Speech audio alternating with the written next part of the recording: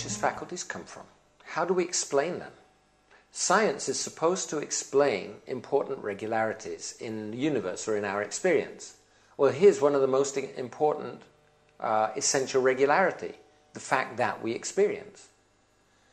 And according to the Vedic viewpoint, the senses, our ability to see, hear, smell, taste, touch, and also our ability to act, for example, use of the hands to manipulate things, use of our feet to move around, use of our tongue to communicate with each other. These are essential parts of the universe. They don't appear in the body from physical interactions, but they're built into the universe. And so I want to go through and show that there is, in fact, an inconceivable energy that's manifesting these things. We have to come to this conclusion because, on the one hand, they're real. They're producing a real effect in the world. The fact that I can see enables me to change the physical world. So there's an energy there. But from the physical point of view, it's an inconceivable energy. You can't describe it physically, and you can't explain it physically. So we have an inconceivable, non-physical energy which is producing these things. Okay, let's start with perception. It's generally accepted that there's a problem in explaining perception. Some scientists say, yeah, there's a problem, but it's no big deal. We'll get there. One well-known worker in this area, Chalmers, David Chalmers, he says no, there's an explanatory gap.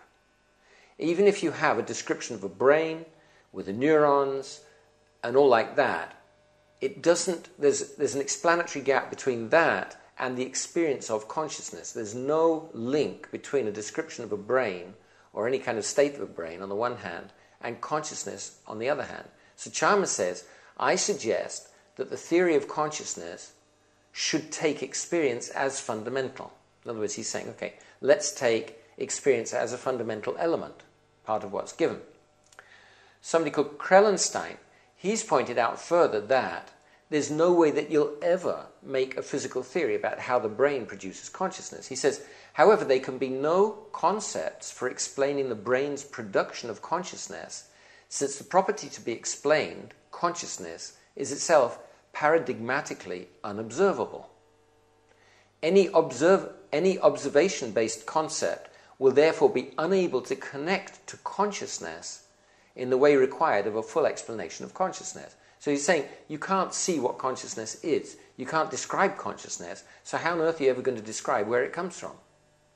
There's no possibility of making a consistent physical theory.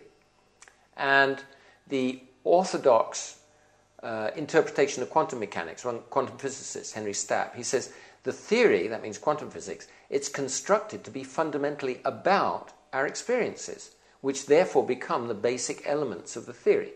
So in other words, the Vedic viewpoint is that perception is an essential part of the universe. And the new scientific understanding is that perception is an essential elemental part of the universe. They're both coming together. So we see that from the point of view of logic and from the point of view of the Vedic viewpoint, that consciousness is due to an inconceivable non-physical energy.